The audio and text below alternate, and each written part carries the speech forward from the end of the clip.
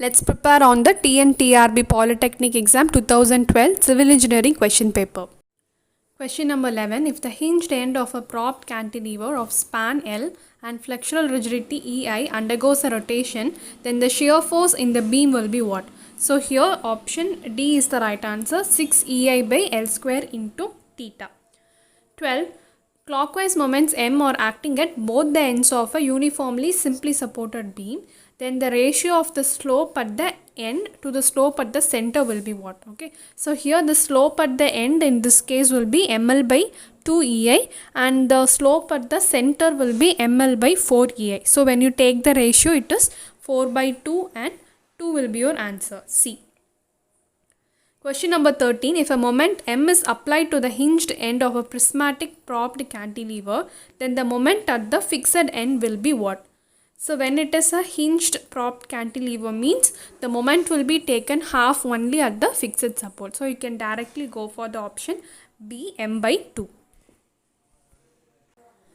Question number 14. The moment capacity of a section at the plastic hinges fully plastic moment.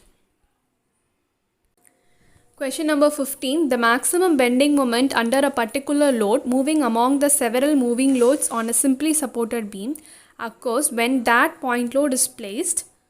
So in these cases, always the load should be placed such that its CJ, that is the center of that load, and the center of the span of that beam should be same. That means only it will give the maximum bending moment. So here option D is the right answer. So at a point when CG of all the loads and particular load are equidistant from the midspan. Question number 16. A uniformly distributed load of length 8 meter passes over a simply supported beam of 20 meter span. If there is a maximum bending moment at the left quarter point, then the distance between the CG of the load and center of the span will be what? So they have given the maximum bending moment is at the left quarter. So quarter, the whole span is 20 meters. So when you separate into quarters means each quarter will be 5 meters. So the left quarter means it is the first 5 meter of the span. So with this we will be solving the problem. So here I have taken a beam AB of 20 meter and I have splitted it of 5 meters so that it is easy to view this diagram of the loads and the beam, and I have placed the load of 8 meter above that such that this point so this is the first 5 meter, so up to that the load distance is taken as x and after that it is taken as 8 minus x because the total length of the load, that is UDL, is 8 meters. Okay, so why I have taken this is when the load dimension or the length of the load is lesser than the span of the beam means it should be such that the point where it is having the maximum bending moment, so it should split both the load and the span of that beam in the same ratio. So this is the condition. So it should have a same ratio. Okay, so here let me take this point as x. So that is the length of this load. So that x and 5 meters is one side and this 8 minus x and this whole 15 meter is on another side. So the ratio of this should be same so that only it satisfies the condition. So I have taken the ratio here, x by 5 this side and 8 minus x by the whole 15 this side. So by solving you will get 15x is equal to 40 minus 5x. So 20x is equal to 40. So x will be 2 meters. So now it is clear that this is 2 meters. But in the question what they have asked is the CG, that is the center of gravity of the load, that is the UDL, and the center of the beam. So what is the distance between that? So that is the question here. So we know that the span of the UDL is 8 meters. So already we have x as 2 meter and another 2 meter here, so that this will be your center, that is 4 meter from the left. So when you take the same point here, so here also 5 meter plus 2 meter and this another 5, so here it will be 3 meters. So the second quarter, that is 5 meters. Now within that only the CG of the UDL is occurring at 2 meters. So 5 minus 2 will give you 3 meters. So this is the distance between the CG of the UDL and the center of the beam. So answer is 3 meter. Option C. Question number 17. The simply supported bending moment at the central hinge of a 3-hinged arch is 36 kilonewton meter. The span and rise at the hinge are 12 meter and 3 meter. The horizontal thrust in the arch is what? So here bending moment, span and rise. So 3 values they have given and they have asked for the horizontal thrust. So first let us take this diagram. So here I have drawn that arch, 3-hinged arch here. So let us take the span is 12 meter and the rise is 3 meter and the bending moment they have given us 36 meter. So first we need the reactions to find the horizontal thrust. So first we are going to find the reactions. So before finding the reactions you should know what load is actually occurring at this point. So that the maximum bending moment at this point is WL by 4. So it is a constant value to be known. So which is equal to 36 kilonewton meter, that is given in the question. So that W is equal to 36 into 4 by 12. So W you are getting as 12 kilonewton. So that only I have written here as 12 kilonewton. The next step, now we are going to find VA or VB, any one, and this is the H, that is the horizontal thrust.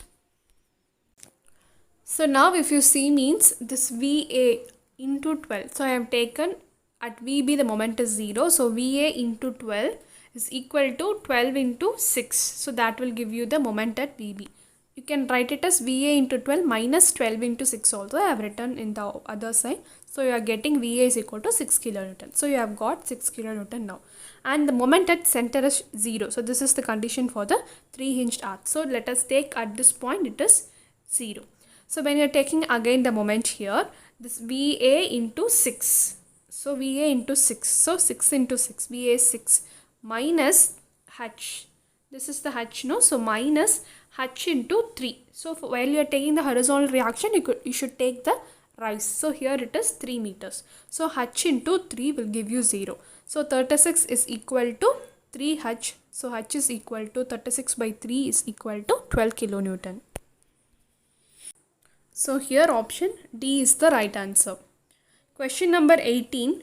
The shape of the cable under horizontal UDL is parabolic. So UDL means itself it is parabolic only.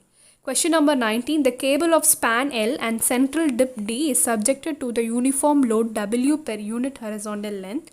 The horizontal component of tension in the cable is what?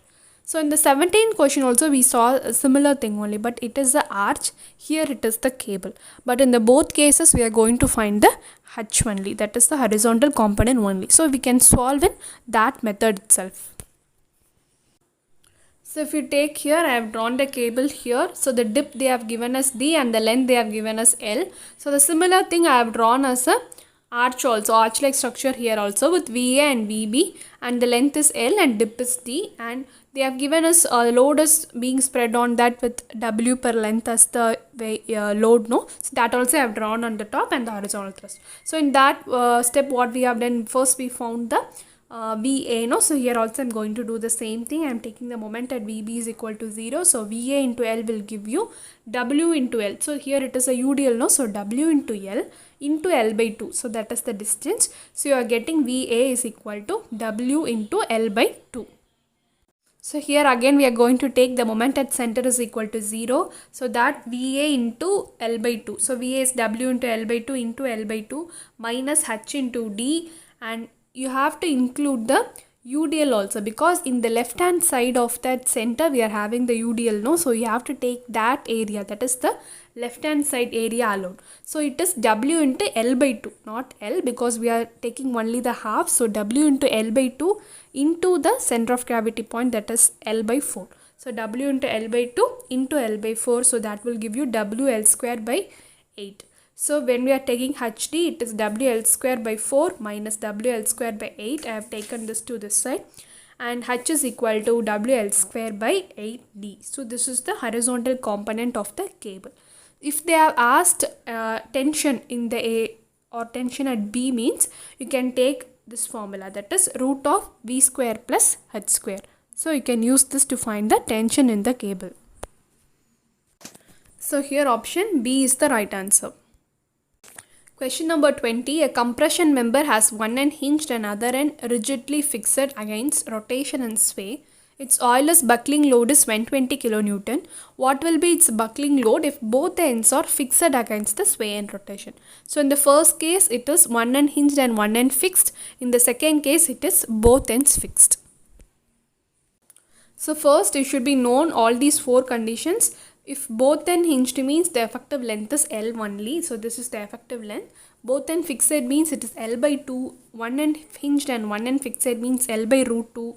One end fixed and other end free means it is 2L. So based on this effective length only, the Euler's load, crippling load also varies here. So it is pi square EI by L square, 4 pi square EI by L square, 2 pi square EI by L square, pi square EI by 4L square.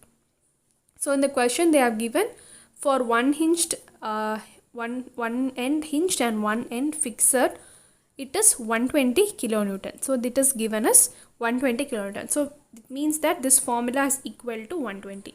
In the next case they have asked if both ends is fixed means what is the answer. So here when you compare these two formula, you clearly know that if both ends is fixed means it is double the time here. So 120 into 2, so you will get 240 kilonewton. So here option C is the right answer. Thank you and keep watching.